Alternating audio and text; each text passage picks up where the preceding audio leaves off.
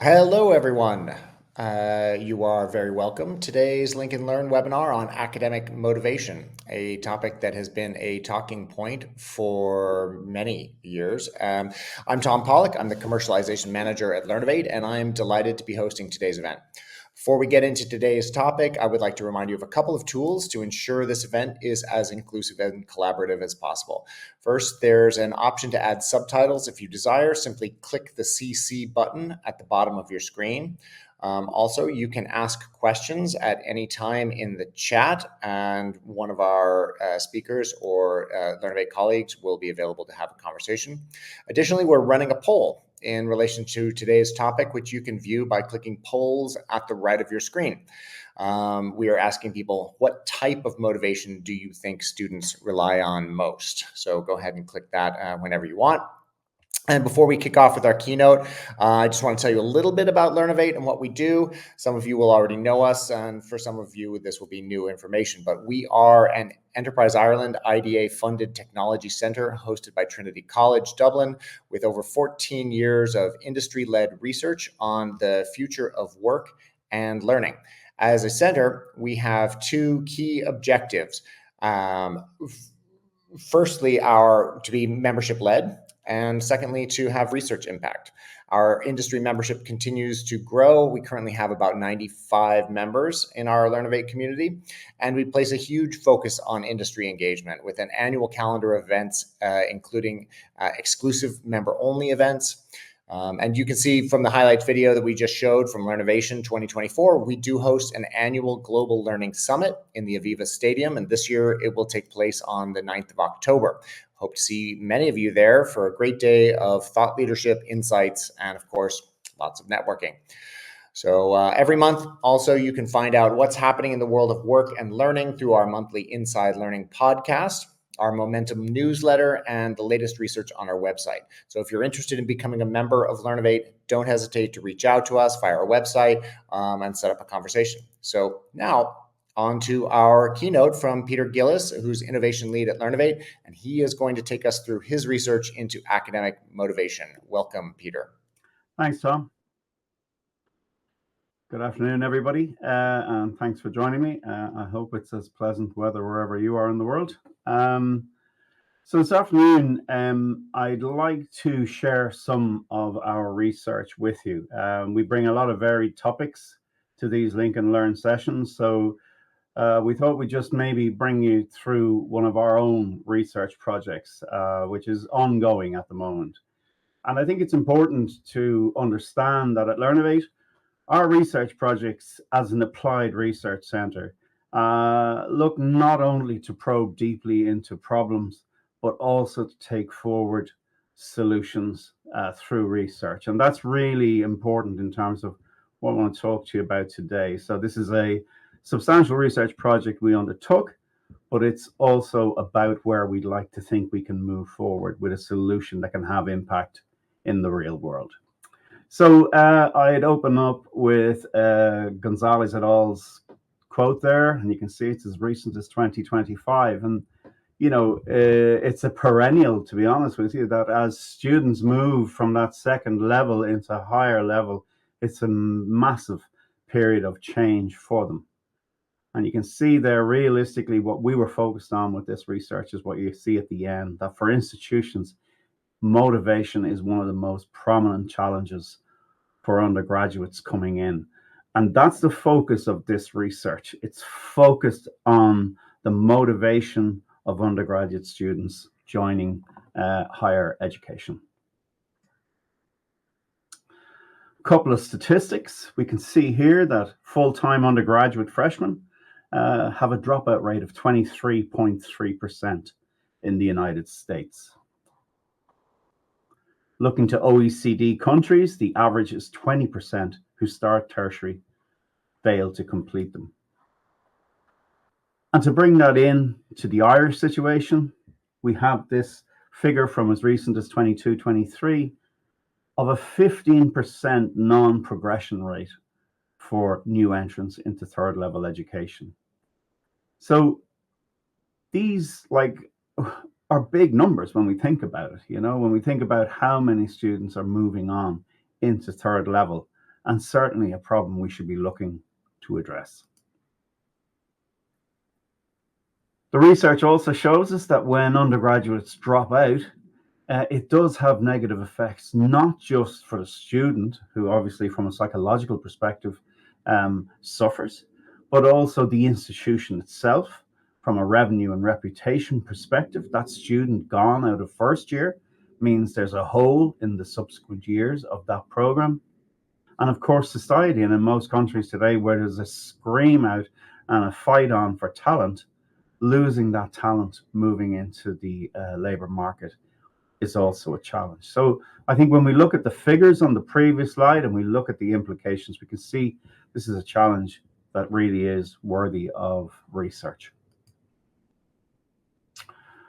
Just to focus in a little bit on motivation, UCD out in Belfield, they're reporting 29%, nearly a third of students were reporting motivational concerns in the very first semester. So again, this whole transitional period.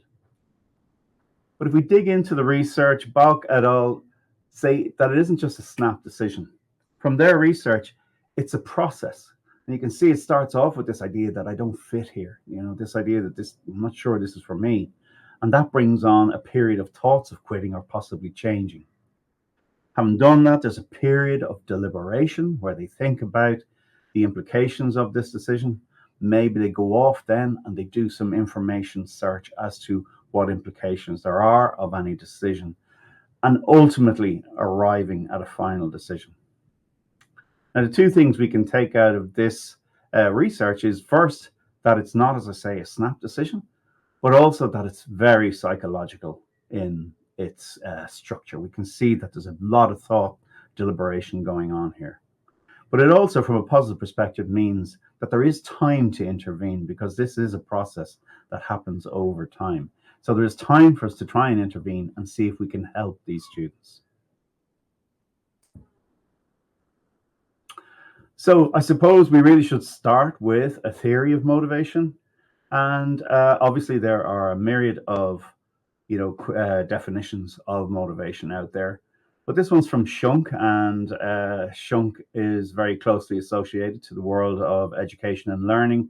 And to that end, we can take this definition as being very close to motivation as it relates to academic endeavors. So he tells us it's the process of instigating and sustaining goal-directed behavior. Now, those three words are really, really important, because what gets us moving in the first place, but then sustains us over that period, and it's goal-directed. And those three different aspects really bring together what motivation is about. It's this concept of moving towards a goal and maintaining over what can be difficult and challenging times towards getting there.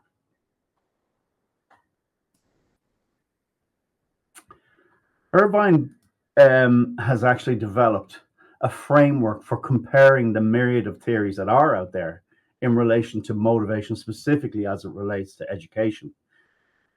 And in doing a meta-analysis of these theories, came up with what you see here on screen, which in effect says that any theory contains elements of intrinsic, so that idea of being motivated to do something to develop yourself for your own internal development.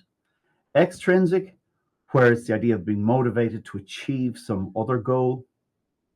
The expectancy that I'm capable of actually achieving this goal. And the value I place on this goal. Now, in Irvine's research, he maps various theories of motivation to this grid. And again, depending on the theory involved, they end up in different spaces. But self-determination theory, which is one of the biggest theories related to education research, sits nicely towards the middle. It covers most of these aspects quite deeply, and as such makes it a good theory of motivation for us to use in this research project. If we look at self-determination theory of motivation, you may or may not be familiar with it, but it talks about this idea that we feel a certain sense of autonomy, that we're making the decisions ourselves. that we feel a sense of confidence that we have the ability to complete a topic, and that there's a sense of relatedness, that we feel connected to our community. But it has a spectrum of different aspects to it. And there, you can see here that on the left, we start with amotivation, which is the negative form of motivation in this case. Then we've already just talked about extrinsic motivation, this idea of being for another goal, and then this sense of intrinsic motivation. Again, looking to the research, we can see that just about all research that's out there tends to focus on extrinsic or intrinsic motivation. And you can see the call there from Leroy and Berceau saying that there is a great need to look at academic amotivation and the link between it and performance. And as a center that kind of always starts by looking at a problem area first and understanding a problem, we decided to focus on amotivation for our research because we identified that as the problem.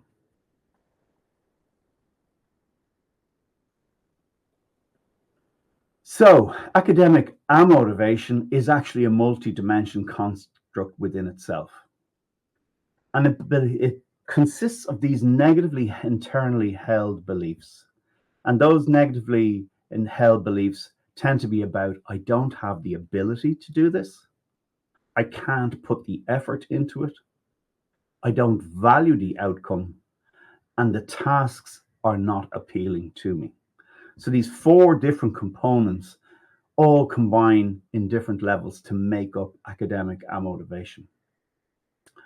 But really interestingly, as you can see from Legault here, they are directly and significantly linked to negative academic real-world outcomes. The grey lines indicate which way each one is connected. And just to take an example here, we can see that ability is significantly linked to poor performance. And then likewise, also to poor self-esteem. Then we can see the other negative outcomes are problem behaviors, maladaptive behaviors, and actually dropout. So again, in this research, we focused in and we said, let's just look at that link between ability and performance. And let's also look at this idea of value and problem behaviors.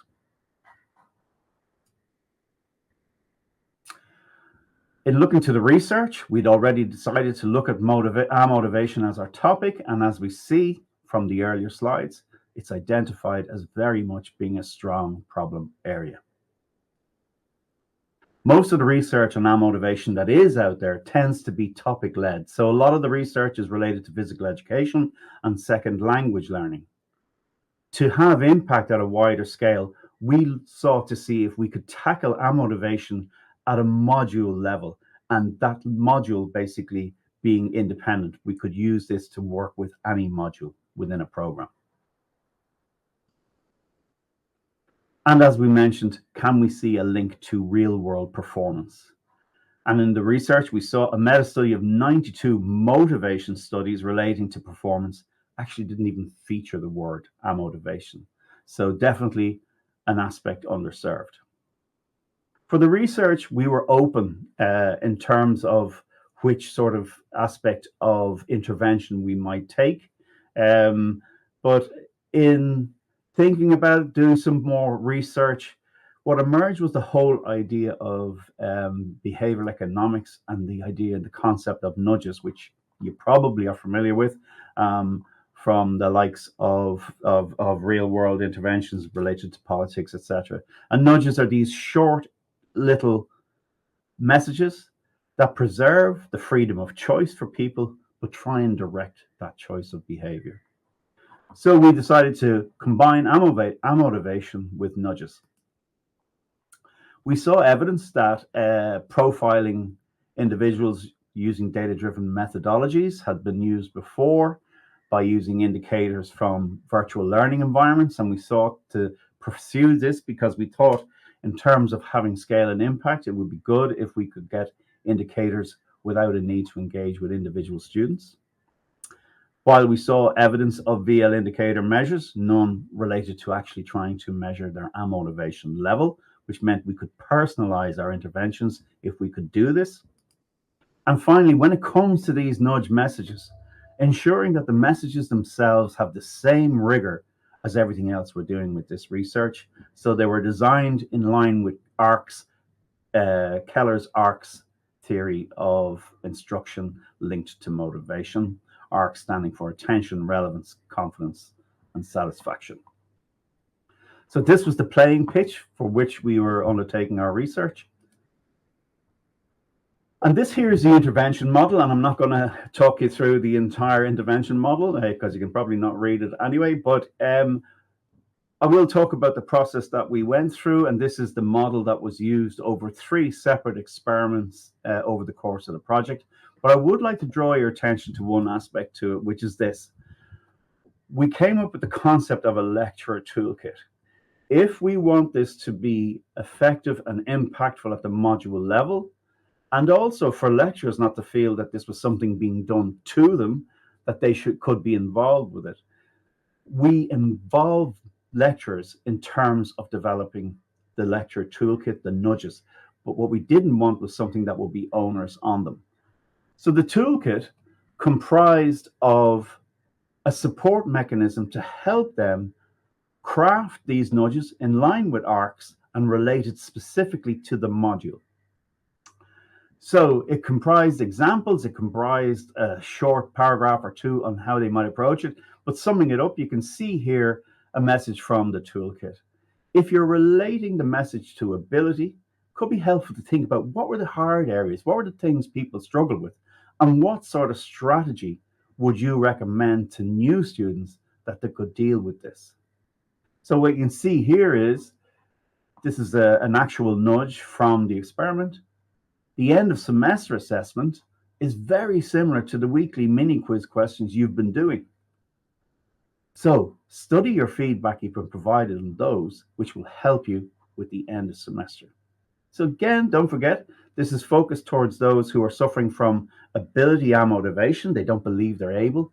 And this is just a short support to kind of help nudge them in the direction of how they might be able to deal with it. Similarly, when we talk about value, this is, I don't value this course to students. And in this case, just to point out, these were engineering students who had to take a computer science module. So specifically, if you're an engineer doing a computer science module, you might be going, why am I doing computer science? I want to be an engineer.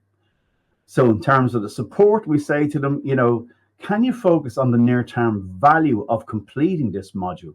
What will it deliver that's meaningful to them in the near future? So again, we can see CSUXX, solve problems using computer programming. Why? Because engineers of all kinds, civil, etc., mechanical, all need to know how to use computing to solve engineering problems. So trying to relate the value of doing something that potentially you're not exactly excited about in the first place. Lecturer toolkit, just to say that if you think about the future, in fact, I ran this 2 years with this particular class, and when the lecturer reviewed the messages, they realized they didn't have to change them again because actually, obviously, it was the same module.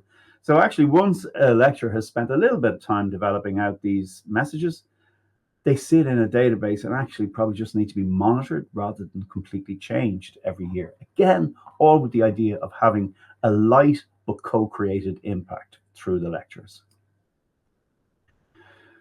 So briefly, what happened was this. We had our intervention model, as I mentioned. That developed out again into an implementation framework, which was the practical way we could carry this out. But in effect, what happened was this. We had students here, and there's the academic and motivation inventory, which is a 16-item survey, well accredited, and it gives you the facility to actually judge overall motivation, but also break it down into the ability, effort, value, and task characteristics. And obviously, primarily, we were interested in these subscales of ability and value. We also asked them to self-report on outcomes, and they told us how they think they're doing, how late they are for class, all these kinds of things, any intention to drop out, how do they believe they fare against their peers on these courses. So self-reports of outcomes, but we also trapped some real-world behaviors, like scores on formative tests and also access to the VLE and other aspects like that. From this pre-survey, we were able to profile the students. So we were able to profile, were they registering as motivated, yes or no? And we were also able to see, were they more ability-led motivated, or were they more value-led motivated? On that basis, they received either ability or value nudges, 6 across a 2-week period. And after that, we got them to basically take the same survey again. And this gave us our data for comparison 2 weeks after the start of the process. But we did actually go on with the real world behaviors and took real world behaviors for about a month and a half afterwards as well. I should say that the nudges were delivered via text over their phones, sent during the normal kind of 9 to 5 hours, not outside of work, and there was no need for anyone to respond to them. So what did we find? So our first question was this idea of, could we reduce the motivation? And could we reduce it at the subcomponent level? So if we take this as representing our class, we had 117 engineering and computer science first-year undergraduates participate in this third experiment. And the first thing, as I mentioned, we did is we were able to profile them to their level of motivation. For the purposes of this research, we divided the class into the top third, the middle third, and the lower, the other way around, I should say. So there was the not motivated third, the middle third, and the motivated third. Now, another thing that's important to say here is we were targeting motivation, but we were also able to then take each group down into which was the more dominant aspect. Was it ability motivation or value motivation? Over the 2 weeks, they received the appropriate nudges. Important to say that these were our target group. We were targeting motivation. These groups here weren't necessarily motivated, so we didn't necessarily think that it should have any effect on them. We're trying to support those who are motivated, that 29% as represented by UCD. And these were the results of those pre and post academic motivation scales when we broke them down to the ability and value level. And what we can see here is that the ability motivated students who received the ability nudges showed a minus 12.6 statistically significant reduction in reported ability motivation. So that's what we were targeting. We can see, however, that the motivated students who received the value nudges actually showed an increase in ability motivation. So what we seem to see here is that the targeted ability nudge worked with the ability led, but that the ability didn't move at all for those receiving the value nudges. We can see the reverse happens as well, that the motivated group who received the ability nudges showed very little improvement on value motivation, but actually showed significant improvement on the value motivation. So the two important figures are these two. The ability nudges reduce the motivation for the ability-led students, and the value nudges reduced the value motivation for the value-led students. And we can see that the opposites didn't occur. If we scan across the rest, we can see that kind of in general, it seems that over time, motivation is growing among these students, except for this one group here. But in terms of statistical significance, none of these were actually statistically significant, except for this one here. And there was a confounding factor in that this happened to be a very small group. But we can also see that both of these were statistically significant targeted results. So this was all based on the self-report via the academic motivation scale. But we did want to see what would happen in terms of real-world measures. So ability, as I mentioned earlier on, is related to performance. So when we took an overall class again, we were able to parse them out into high ability, middle ability, and low ability. And we did this by means of the mean of their scores for 4 MCQs that had happened prior to the intervention. So those who had scored highest across those MCQs, the middle group, and the low ability group. Now, via the previous method, we had already decided who got what nudges. So those nudges were dispatched over that period of research. But we were able to then go back and target to see if we had had any effect on who we feel we should. So those who received the ability nudges who had low ability. In looking at the results overall, we looked at the 4 post MCQ average. So they did 4 pre and they did 4 post. And this is the difference between those two averages. So again, we can see the high ability group are a little bit of drop off.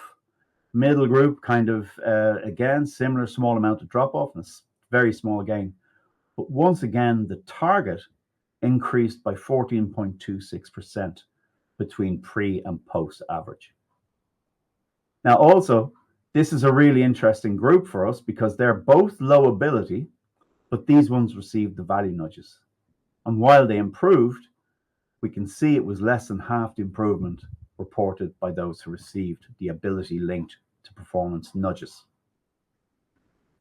Again, this is a direct control because the only difference is the nudge type. Moving over to the value side, we used hits on the VLE, and we were able to get the average number of hits on the virtual learning environment for the 4 weeks prior to the intervention. Same methodology, we were able to split the groups out into high value, middle, and low value. Again, the nudges were dispatched. This time, it's related to value, VLE hits, because they're linked to maladaptive behavior as a negative outcome, and you don't have to access the VLE, so it's seen as a good measure of maladaptive behavior.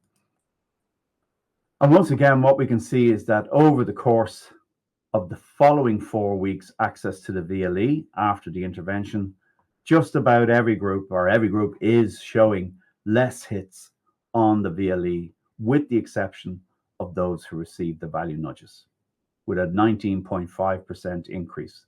We can also see that, again, the directly comparable low value group who received the ability nudges showed a reduction of 17.6. So direct impact, again, on a real world behavior targeted where it's supposed to have impact. Finally, so we've seen we can judge that a non-motivation level targeted can reduce. We've also seen 2 indicators of real world behavior. But let's see, the final will be, can we use real world behaviors to predict the presence of amotivation at either the ability or value level? And in this example here, what you can see is their pre-score on the ability subscale. And then we have here their midterm test results pre-intervention. So these are both pre-intervention. And what we can see here is the orange line would mean there's a perfect correlation between these, that as one rises, the other falls. But what we can see, if you take this example here, say this student got about 19, so quite a presence of ability and motivation, and they scored probably about 26, 27. If we take one out here, we can see this student scored an awful lot lower in terms of ability and motivation, but probably scored about 70 in the midterm test results. So we can see even visually that, bar some outliers, there is a trend of basically the higher the motivation, the lower the midterm result, which means we might be able to use things like midterm test results to identify the presence of ability and motivation and therefore intervene. Again, statistically, this was shown as a significant correlation between the two. I saw somebody ask about the references. They are in the presentation. That per se is me. I know it's an awful lot to take in, possibly in a session like this. Of course, we're always happy to discuss this research with you. We're about to move it on, hopefully into a commercialization fund to see if we can get this out of the building and into third level education and potentially others to see if we can have impact in relieving what is a painful problem. Thank you very much.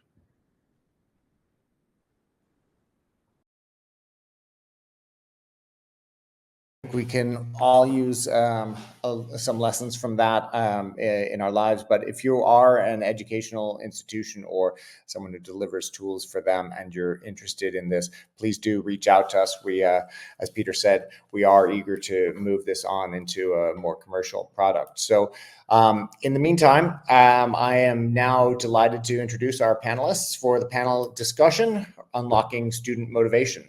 So originally, we had intended to include Connor McGuckin on this panel, but unfortunately, he suffered an accident earlier today that prevents him from coming, and we wish him a quick recovery. We still do have Peter Gillis and Mary Kelly, and our chair, Dr. Ian O'Keefe. So welcome, Peter, Mary, and Ian. Thank you, Tom. And before we get going, Mary, would you like to introduce yourself to everybody today? Yes, good afternoon. Thank you, Ian. Thank you, Tom. And thank you, Peter, for a very interesting piece of research. Certainly looking forward to seeing where that brings you in the next steps. My name is Dr. Mary Kelly. I am the Academic Dean at Hibernia College. So Hibernia College is a higher education institute in Ireland. And we, I suppose, interesting in this context, we are predominantly a blended learning college. So I think that brings its own motivational challenges, which I hope we'll have time to talk about as well. So thanks, Ian. Peter, thanks again for your keynote session. Is there anything you'd like to add in terms of your background? No, just that obviously I am part of the research team at Learnovate. My focus tends to be on psychology, as is probably very evident by the presentation, and also from an innovation perspective. Again, great theory of Learnovate is you start with the problem, you understand the problem deeply, and it makes the answers an awful lot easier. Yeah. Thank you. Can we start this afternoon maybe with you, Mary? From your perspective, why is academic motivation such a critical or important issue right now? And how have you seen that evolve in recent years? Yeah, so I think Peter alluded to so much in his earlier slides around how important it is for not just for academic achievement and for graduating students from college, but also from their psychological and well-being place as well. I think COVID has set a generation in a different way. They were perhaps disenfranchised and experienced learning in a very different way, and we're now seeing the impact of that, I think, as students come through the system. And back to Peter's statistics on retention rates and dropout rates, and that it's really crucial, I think, that as educators we address what are those critical areas, and it is for that broader well-being, mental health student body that we make sure that we are looking after them. And I think there's lots of things that we can do, and there's lots of learnings that we have through the likes of Peter's research. But it is critical that we have a student body who experience success. And that is a really important, that if you are putting yourself forward in whatever area it is, that you have that sense of, I suppose back to that self-determination theory, that you can actually achieve. We do not want a generation feeling disenfranchised, disengaged, and not motivated. So it is critical, I think, that we spend some time really thinking about this and making sure that we are taking the right steps to address it, and happy to kind of discuss that further. Thanks, Mary. Really, really interesting. Peter, from your perspective, from your research in this area, and also as an educator yourself, do you have any other thoughts to add to that? No, I forgot to mention I'm an educator. Sorry. Yeah. I think the piece that's also coming in here is the whole fundamental questioning of higher education and its purpose. So if we want to motivate students, and higher, third, further education is in a period of kind of flux, I would say, at the moment, when we come to the academic versus the skills aspects, which are causing a lot of confusion. I think it's echoing what Mary's saying. I think it beholds upon the institutions to make sure that there's nearly extra attention paid to these ideas, supported by self-determination theory of autonomy. As I say, this idea that I do feel in control, that I'm competent of doing it, and that I have got some sense of connection. So I think we're in a very specific time, not even to forget the big AI word and where that's going to come in and play a role too. Great, thank you, Peter. Mary, maybe I can come back to you. What your perspective from Hibernia College and the kind of evolution we're seeing in terms of the greater shift to digital and hybrid learning environments. What do you see as the key motivational challenges for today's learners? Yeah, so I suppose in that online world, what you're really conscious of is not losing anyone, is ensuring that they stay connected and that they are engaged. And it's all the time looking for those tools and those ways to improve that learning for them. And, you know, I suppose I always think of particularly like 3 C's. Students need choice. You know, they need, and I think that's back to that autonomy piece, you know, that you are giving them choice, that you're giving them confidence in their own ability. And I think that's kind of back to scaffolding and how you design your learning for them. And they need connection. They need to feel engaged, and that's particularly acute in an online environment where the last thing you want is somebody sitting alone in their room, you know, on their own in front of a computer, feeling so disconnected for it. So I think they're the 3 areas. We undertook actually a number of years, a significant project to look at that whole area and how we would address that within Hibernia College. So we brought all of the faculty together. We brought our digital learning, our IT, everybody together, and we sat down and we actually said, okay, how do we keep these students connected? And I suppose we're slightly different in that we have postgraduate students. We don't have the undergraduate, and I think it's probably even more challenging in an undergraduate situation. But we developed a number of areas. So we created a tool, a cohort app. So effectively, we knew that students were engaging on WhatsApp and different platforms, but we didn't feel that they were connected to us. So we developed an app for students where basically they could come together in communities. And I think that online community, that community of inquiry, that community of practice, whatever you call that, but giving students a safe space to collaborate. And that was really key. And it's amazing how, you know, something that might sound in a digital world and in a technical world quite simple, or you created an app to connect people, that has actually been hugely powerful in making sure that students do stay engaged. And we widened that. I suppose there's a number of things we did.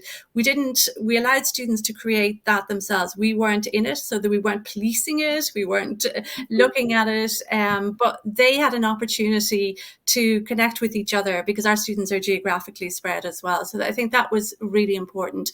We have a very strong ethos on universal design for learning within our creation of content. So we are looking at all of the learners. Inclusion is really important to us, and ensuring that the content then does provide choice. So whether I am somebody who likes to visually look at something, whether I like to listen to it, whether I like to print off something and write, whether I like videos, whether I like quizzes, we have created content that is really uniquely I suppose, you know, engaging, and we are looking at that all the time. And I think, as I've probably gone on way too long here, but I think one of the other kind of areas then is that you do need a human connection as well. So blended learning, you know, is an opportunity where students do come together face to face and the online. So the connection is there. But I think what will be crucial for all of that, as good as all of that is, is actually that monitoring, reviewing, and, you know, almost like that learning analytics piece that's becoming really, really important, that we keep tracking it, that we don't sit back and say, okay, well, look, yeah, you know what, we've created all this lovely content, I'm sure they're engaged, you know, but that we are monitoring it, but we're also including the student voice. So getting feedback from students, whether it's through focus groups, whether it's through surveys, whether it's through quick checks, and all of our modules have a really simple kind of rating piece at the end of it that students can click on immediately. So we know exactly where the difficulty is. So there's a lot of work and effort that needs to go into it, but I think it is worth the investment. We would have, again, you know, in some of our programs, we would have a 97% retention rate, so a really high graduation rate. Now, that is, I suppose, specifically for us because we're graduating people into a profession. They're making a very distinct choice to take this route. But I think as an institution, you have to constantly be reflecting on yourselves, what you're doing, what your teaching looks like, how you're engaging, how you're monitoring, and how you're making and adapting and being responsive and agile to what students are telling you as well. So a very long-winded answer there, Ian. Well, thank you, Mary. There's lots of really great ideas and initiatives from Hibernia College's experience in this area that we can all build on and develop on. I think the point about not just resting on your laurels and tracking the data and being data driven, as well as focusing on those, you know, psychological, emotional kind of elements, are a really, really important point. Peter, perhaps you can add to that. You know, lots of great ideas coming there from Mary that we can build on. But do you, from your work, see any kind of controls or levers over student motivation that are often overlooked, or maybe that we're kind of can gain value of from beyond the traditional concepts? Yeah, I mean, actually, very closely related to what Mary has been talking about, and specifically in a world that's, you know, again, seeing an awful lot more, if not necessarily fully online, but an awful lot more hybrid and blended scenarios emerging. A separate, completely separate research project that we have ongoing at the centre is Remotivate, and indeed Mary has contributed to that research. And what we were trying to look at was exactly what you're talking about. I mean, what do we need to think about? What do we need to consider in terms of engaging and motivating students? And our research has led to the identification of 24 separate components. And I'll go through all 24 now. No, I won't. But to break it down, it consists of 4 layers. And that you start off with the student and the student's readiness, you know, the student's readiness to learn. And again, if that's in a digital environment, that takes on a whole different sort of aspect from the skill sets that they should have and things like that. And then moving out one layer from that is, of course, the environment. So the environment that they engage with, how is that structured? By the way, and specifically everything I'm talking about is related to support, motivation. Yeah. And then outside that, the activities, you know, again, what are the activities? Do they involve these aspects of supporting relatedness and competence, and do the students feel that they fit? And probably one of the most important ones, that outer layer, is the institution and the institution staff, you know. So, I mean, like for a start, what's the demeanor? What's the, you know, position of the institution? So that can go all the way from potentially being quite old-fashioned up to being incredibly contemporary. I'm not saying either way is right or wrong, but you've got all these components in there, like the attitude of the lecturers themselves towards technology, the training, the facilities, all those things involved. So these 24 components are something we're working on, and we see them actually as being deployable for institutions to be able to use them in 2 different ways.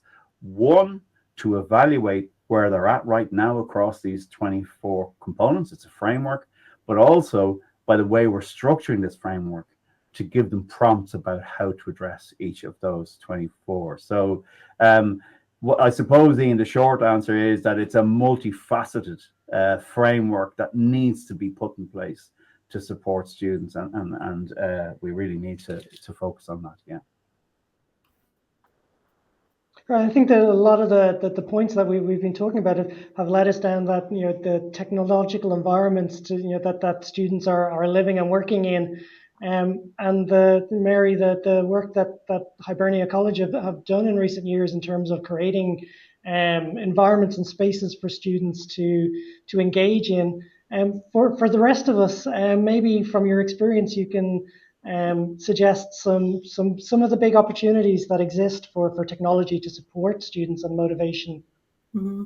Yeah, so look, I think there are a number of areas. I think what technology does, it is accessible. It allows people who traditionally may not be able to access learning to do that, and that's not just it may be geographical, it may be they're time poor, it may be that they have disabilities, and I think we can't underestimate how technology can support bringing that more diverse group of people into education. And I'm sure if Conor had been here, it would have been very interesting to have heard him talk about the opportunities that people with disability now have, in terms of that learning. So I think for me, online blended, it is about accessibility, it's about flexibility, it's about being able to widen the target learners, and whether I get up at 6 o'clock in the morning, whether I study at 12 o'clock at night, the content is there in its highest form for me. We have our library 24/7, we have our digital supports. But I think back to your point that Peter made, we've invested a huge amount of time and effort into upskilling our own staff. So our adjunct faculty, we've developed faculty hubs for them. So whatever their role is, whether they're research supervisors, whether they're out on school placement, they have a dedicated space where everything is there for them to do their role and to feel confident in doing their role. We had a series of, I suppose, upskilling in terms of adjunct faculty online, making sure that they had the tools and that they were confident themselves, because I think that is really important, is that your faculty actually feel supported as much as your students, because teaching is, to me, and I'm a primary school teacher by background, teaching, educating, it's all about the relationship. It's all about being able to connect with whoever that learner is. And you can only do that if you feel that confidence in your own ability as well, and that you feel supported and you feel you have the tools. So we've invested a huge amount in that adjunct faculty space and ensuring that they are well developed and well trained as well. We're very lucky, I think, in Hibernia College. We have the digital learning design team, the learning technologists on site with this. So while pedagogy drives everything, and that's really crucial, we have a very good relationship with our learning development and our learning design colleagues, so that when we're creating content, it is a true marrying of expertise. So I'm the subject matter expert, you're the learning technologist or the learning designer. We come together from the beginning. So it's not a case of, here's my PowerPoint, let's put that up. We sit down together and we say, what is the best way to design this content so that it's meaningful for the learner, so the learner can engage in it. And everything that we do is underpinned by that universal design for learning in designing the content. So from the very start of any kind of conversation, the learner is central to it. And I think that is absolutely key if you're looking to create content. I think, another consideration is that personalised learning journey. What does that really look like in essence for an individual? We can talk a lot about it in high terms, but at the end of the day, what is it for me? And it is about me being able to make choices as a learner, whether it's a choice of an assignment, whether it's a choice in terms of how to study, what way to. So I think that personalized, and I think that's where AI is going to become even more important, that people will be able to search back through their content. They will be able to look back and have that adaptive learning and have that personalized learning journey kind of mapped out for them. So yeah, I think, invest in your faculty, invest in your content creation, have an ethos. And I suppose what's very kind of powerful for me is I think back to values. What are we about? What is your mission as an institution? What do you believe in? You can give students knowledge and skills, but what is the fundamental here? Do we all sign up to this UDL? Do we all sign up to this concept of inclusion? Do we all sign up to the value of the student and how important they are in that journey? So the values and dispositions of the teaching staff are also crucial, I think, in ensuring that students remain motivated. I mean, we all remember that one teacher or that one person who inspired us back in primary school or back in secondary school. So what was it about them? Typically, it's their passion, their knowledge, how they cared for you, the kind words. So I think it's important not to lose sight of all that. And that, even though you're online and even though you're in a blended world, that still matters. That sort of, that relationship piece and making someone feel that you are actually invested in their future and that you care enough about it. So yeah, we've learned an awful lot. And we'll continue to learn, but I think that's the important bit. We will continue to innovate. We will continue to transform, and that's driven by research. It's always staying research informed, always staying on top of what you're doing, and really, I suppose, having quality assurance processes in place so that there are the checks and balances, the GDPR, all those kinds of things. So it's multifaceted. I think Peter, you used that word. I think everyone has to be involved in it, and everyone has to believe in what they are doing. Thank you, Mary. Just maybe before we wrap up, one final word to you, Peter. Can you give us any advice or practical steps that we might take coming out of this discussion today on how we can enhance motivation in our classrooms? Yeah, well, first of all, I'll just say, Mary, you talked about the research. There is research to show that, and actually I run it with my students every year and it never fails to work again, that if you take subject matter knowledge, organization and efficiency, and basically empathy as three traits of a teacher, the teachers that are remembered are always using the words from the empathy column. It's not that they knew the most about it or that they were brilliantly organized. It's the fact that they could empathize with the students. Sorry, that's an aside. Look, I think, two things I'd say.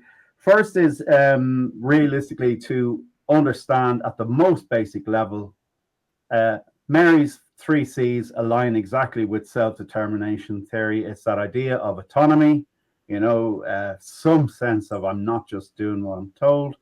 That can be brought in so easily.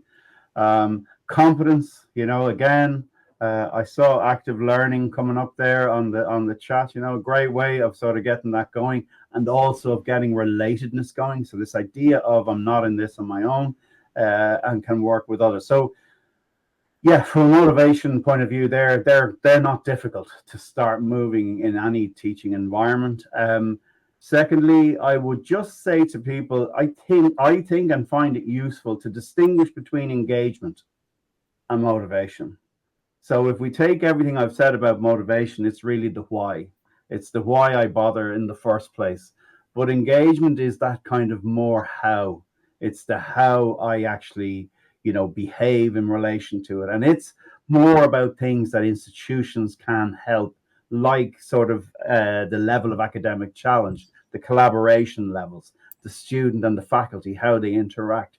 So there's an awful lot that can support engagement, which in turn can foster the motivation. So that's probably just a piece of what I find useful advice will be. Thank you, Peter. Maybe I just wrap up by again thanking Mary and Peter for really engaging discussion this afternoon. And look forward to seeing how things grow and evolve in your work. Thanks. Yeah, thanks everyone. Thanks Ian for a really engaging panel discussion, and thanks to all the people who attended today's event. We will be sharing all the support material with you and posting the video to our YouTube channel, and you can catch up with recordings of previous Lincoln Learn webinars on that YouTube channel also. And if any of you would like to speak to us about our other research or joining the Learnovate community, please don't hesitate to get in touch. And thank you again to Peter, Mary, and Ian for all your expertise and help. Thanks everyone, and enjoy your day. Thank you. Bye-bye. Bye.